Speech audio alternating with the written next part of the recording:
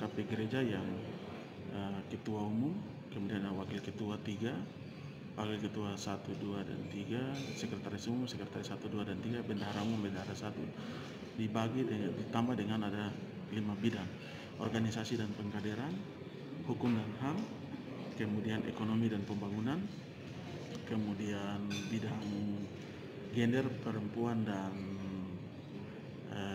isu ekonomi kerakyatan. Itu adalah bidang-bidang dalam struktur organisasi FGM GKI di tanah Papua. Dan di provinsi namanya Dewan Pimpinan Wilayah Provinsi Papua dan Papua Barat, di kabupaten namanya DPC, Dewan Pimpinan Cabang, di distrik namanya DPAC, Dewan Pimpinan Anak Cabang, di tingkat kampung namanya Garda. Jadi itu strukturnya. Jadi itu akan mengawal semua kepentingan FGM dari tingkat pusat sampai di daerah. Di tingkat wilayah sendiri itu kabupaten mana yang belum terbang di Papua Barat? Papua Barat 13 kabupaten kota yang sudah terbentuk ada di 10 kabupaten. Tinggal Pegaf, Teluk Bintuni, dan Kabupaten Kaimana. Kedepannya nanti akan dibentuk ya? Dalam waktu dekat akan ada pelantikan supaya memenuhi kuota bagi pelaksanaan Muswil dan Raker Provinsi. Karena peserta Raker Provinsi itu berasal dari kabupaten kota.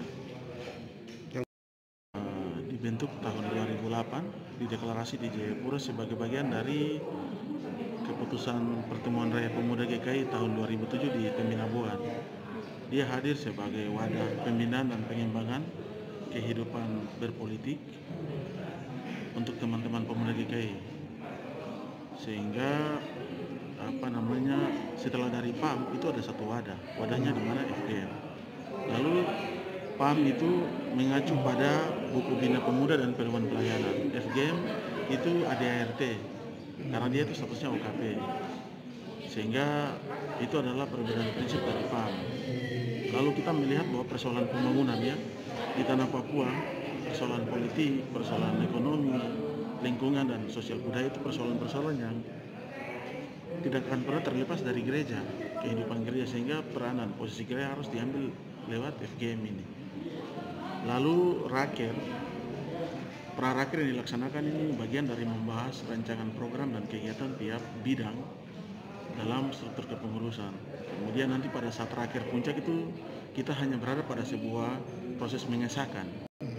Karena kalau kita tidak buat Raker itu akan memakan waktu dan tenaga yang cukup banyak karena rancangan program dan kegiatan masih bersifat kasar. Sehingga kita mengubah dengan bikin Pra-Raker, diperhalus, dimantapkan di Pra-Raker, tinggal di Raker adalah pengesahan.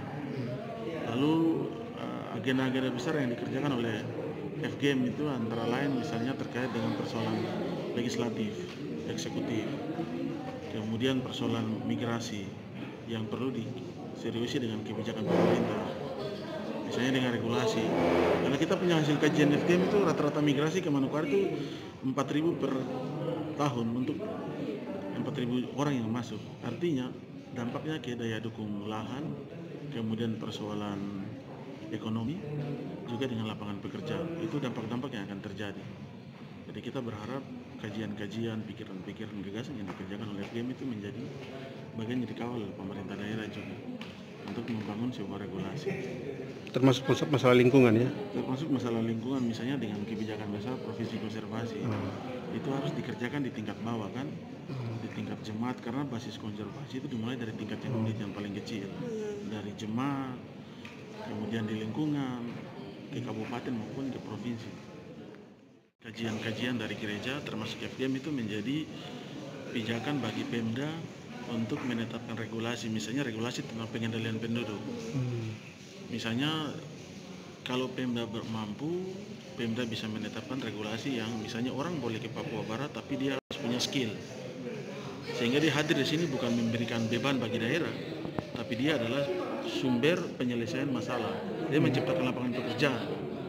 Karena kita harus jujur bahwa persoalan indeks pembangunan manusia di tanah Papua yang rendah itu bukan persoalan karena sumber daya terbatas. Sumber daya mungkin cukup, tapi angka migrasi tinggi sehingga orang yang masuk itu menggunakan sumber daya yang sebenarnya cukup untuk orang lokal. Itu salah satu contoh. Sehingga perlu sekali untuk membangun sebuah regulasi yang mengatur orang masuk keluar. Kita tidak mungkin melarang, tapi diatur. Kalau Anda datang ke Papua menjadi beban daerah, mendingan tidak usah. Tapi kalau Anda datang dengan membuka usaha, membangun sebuah lapangan pekerjaan itu kan menurut pemerintah daerah. Itu yang harus dipikirkan oleh pemerintah. Begitu.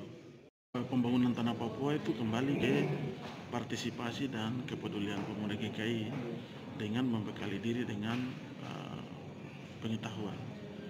Yang kedua, persoalan-persoalan di depan mata itu sudah tidak bisa membuat gereja itu duduk diam dengan melakukan hal-hal yang sifatnya rutin.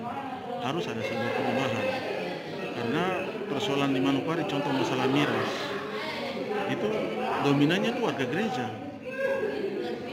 Itu oleh karena itu perlu ada perubahan yang dimulai dari unit keluarga, dari kelompok-kelompok pemuda kecil di PAM, di tingkat jemaat sampai di tingkat atas. Karena merubah sesuatu yang besar, ya, itu dimulai dari perubahan diri. Itu. Lalu filosofi menjadi tuan di negeri sendiri itu harus dibangun di tataran pemuda gereja. Menjadi tuan di negeri sendiri itu dengan mengejar tingkat pendidikan, kuliah dan sebagainya. Karena persoalan kita ke depan adalah persoalan SDM adalah orang-orang yang punya skill, punya jasa, itu orang-orang yang akan diterima oleh negara untuk bekerja. Karena ada standar prosedur yang